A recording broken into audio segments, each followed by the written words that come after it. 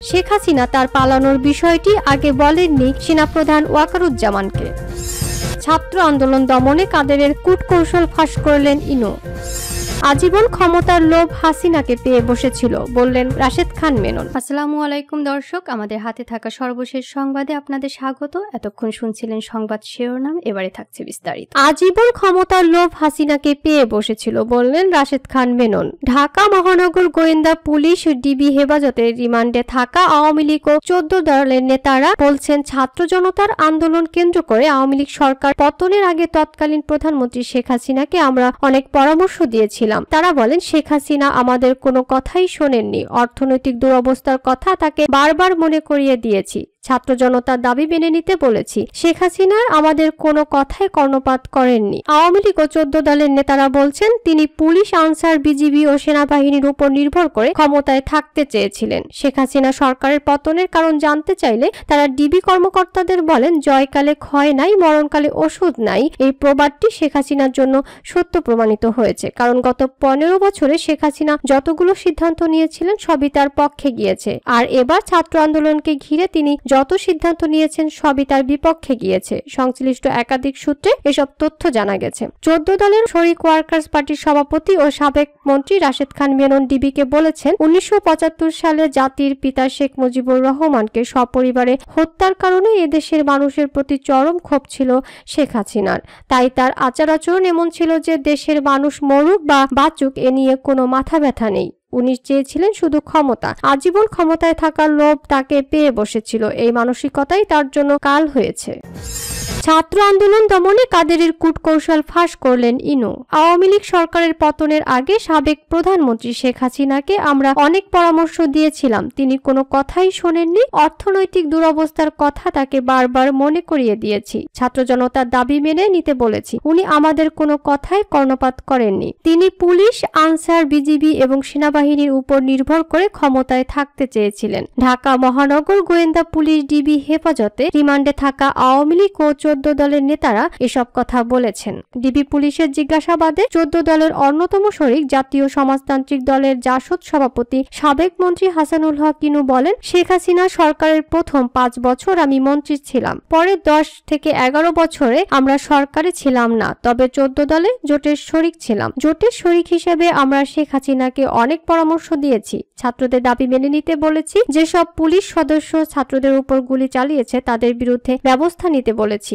টাকা পাচারকারীদের ধরতে বলেছিলাম। উনি চীন সফরে যাওয়ার আগেও বেশ কিছু পরামর্শ দিয়েছিলাম। আমাদের কোনো পরামর্শই কানে নেননি। ইনু ডিবিকে বলেন, ঢাকা বিশ্ববিদ্যালয়ের এক ছাত্রীকে উদ্দেশ্য করে শেখ হাসিনা বলেছিলেন সে কোটায় বিশ্ববিদ্যালয়ে ভর্তি হয়েছে, অথচ কোটার বিরোধিতা করে, তাহলে সেই বিশ্ববিদ্যালয়ের ছাত্রত্ব বাতিল করে রাস্তায় নামো। এভাবে তার কথা বলা ঠিক হয়নি। ইনু আরো বলেন, ছাত্র আন্দোলন দমনের বিষয়ে আওয়ামী লীগের সাধারণ সম্পাদক ওবায়দুল কাদের বলেছিলেন তাদের দমাতে ছাত্রলীগই যথেষ্ট। এই মন্তব্যটি ছাত্র জনতার উপর বিরূপ প্রতিক্রিয়ার সৃষ্টি করেছিল।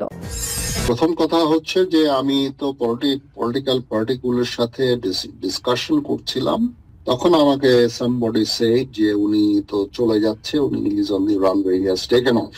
এটা আমি জানতাম না যে that she is leaving the country। Sheikh Hasina তার পালানোর বিষয়টি আগে জানাননি সেনাপ্রধান ওয়াকারুজ্জামানকে। ছাত্র জনতার গণ অভ্যুত্থানে শেখ হাসিনার পালিয়ে যাওয়ার বিষয়টি আগে জানা ছিল না সেনাপ্রধান জেনারেল ওয়াকারুজ্জামানের। তিনি জানিয়েছেন 5ই আগস্ট পরিস্থিতি তিনি যখন রাজনৈতিক দলের নেতাদের সঙ্গে আলোচনা করছিলেন ঠিক তখন তাকে জানানো হয় শেখ হাসিনা চলে যাচ্ছেন। সেনাপ্রধান এও বলেছেন, শেখ হাসিনা দেশে থাকলে তার জীবনের ঝুঁকি ছিল, পরিস্থিতি খুবই উত্তপ্ত ছিল। ইউটিউব চ্যানেল নাগরিক টিভিতে দেয়া এক সাক্ষাৎকারে তিনি এসব কথা বলেন। সাক্ষাৎকারে অন্তর্বর্তীকালীন সরকারকে সেনাবাহিনী সহযোগিতা করছে উল্লেখ করে তিনি বলেন, সবাইকে ধৈর্য ধরতে হবে। 16 বছরের জঞ্জাল 16 দিনে তো মিটবে না। সেনাবাহিনীর মধ্যে এখনো অনেকে শপথে রয়েছে, তাদেরকে সরানো হচ্ছে না কেন এমন প্রশ্নের জবাবে তিনি বলেন, এখনো তদন্ত চলছে, তদন্ত শেষ হলে অবশ্যই ব্যবস্থা নেওয়া হবে। অনেক ইস্যু আছে যেগুলো তদন্ত হচ্ছে, এজন্য আমরা সময় নিচ্ছি। করেছি, প্রমাণিত না হলে কারো বিরুদ্ধে ব্যবস্থা নেওয়া যায় না। তিনি আরো বলেন, এই কাজটি একটু ধীর প্রক্রিয়ায় চলছে।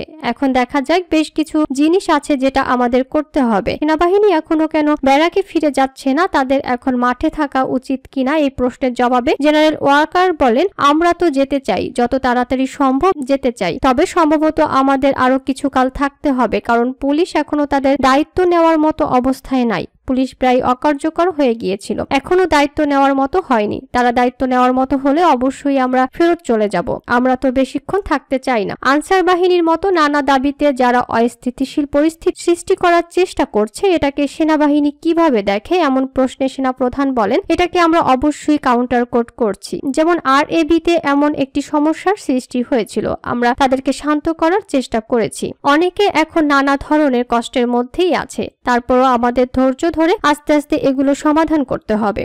আনসারের ওটা আমরা ব্যবস্থা নিয়েছি। 9 ডিভিশন কাজ করছে এবং আনসারদের নিবৃত করেছে। শেখ হাসিনাকে সেফ এক্সিট দেওয়া ঠিক ছিল নাকি তাকে দেশে রেখে বিচার করা উচিত ছিল, এমন এক প্রশ্নের জবাবে তিনি বলেন, ওই সময় একটি উত্তপ্ত মুহূর্তে তাকে ওখানে রেখে দিলে সমস্যা হতো। আর প্রথম কথা হচ্ছে, আমি তো রাজনৈতিক দলগুলোর সঙ্গে আলাপ আলোচনা করছিলাম, তখন আমাকে কিছু ব্যক্তি বলেছে যে উনি তো চলে যাচ্ছেন, উনি তো অলরেডি রান, তো এটা আমি জানতাম না যে তিনি দেশ ছেড়ে যাচ্ছেন। তারপর আমি মনে করি যে উনি দেশে থাকলে ওনার জীবন ঝুঁকি হতে পারত। কেউ চাইবে না যে একজনের বিচার বহির্ভূত হত্যাকাণ্ড হোক, এটা মোটেই কাম্য না। পরিস্থিতি অত্যন্ত উত্তপ্ত ছিল। তিনি বলেন, আমি আশাবাদী সবাই একসঙ্গে যদি কাজ করি তাহলে দেশ সংস্কার করা সম্ভব হবে এবং আমরা একটি সুন্দর গণতান্ত্রিক প্রক্রিয়ায় যেতে সম্ভব হব।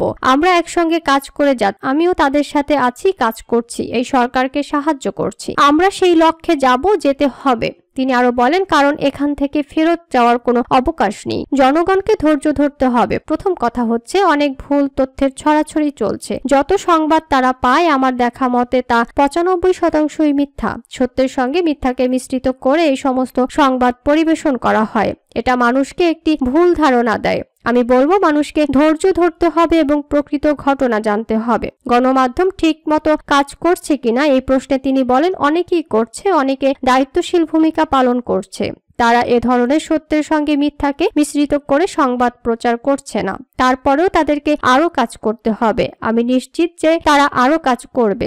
সময় পেলে আস্তে আস্তে মিডিয়াটাও আরো সক্রিয় হবে। প্রথমত বিষয়টি হচ্ছে, আমাদের আরো ধৈর্য ধরতে হবে। এই 16 বছরের জঞ্জাল 16 দিনে মিটবে না, 16 মাসেও যদি আমরা মেটাতে পারি সেটা অবশ্যই একটি ভালো বিষয় হবে। ব্যুরোক্রেসির মধ্যে সমস্যা, পুলিশের মধ্যে সমস্যা, সব দিকেই সমস্যা, তো এতগুলোকে সমাধানে একটু সময় দিতে হবে, এই সরকারকে সময় দিতেই হবে। আমরা যদি অধৈর্য হয়ে যাই তাহলে অবশ্যই এটা ঠিক হবে না। অন্য এক প্রশ্নের জবাবে সেনাপ্রধান ওয়াকারুজ্জামান বলেন, এখন সরকারি কর্মকর্তা কর্মচারী যে সরকার যখন থাকে তার সঙ্গে কাজ করে, এর অর্থ এই না যে সবাই স্বৈরাচারকে সহায়তা করেন। স্বৈরাচার হোক আর যাই হোক, দৈনন্দিন কাজ তো তাদের করে যেতে হবে, সেই কাজ তারা করেছে, কিন্তু ভালো করেছে, কিছু খারাপ করেছে, কিন্তু এভাবে আতঙ্ক সৃষ্টি করা যাবে না। সবাইকে এভাবে সিল দিয়ে সবার বিরুদ্ধে ব্যবস্থা নেওয়া এটা ঠিক নয়। অবশ্যই তারা দোষী, তাদেরকে খুঁজে বের করে শাস্তি দিতে হবে।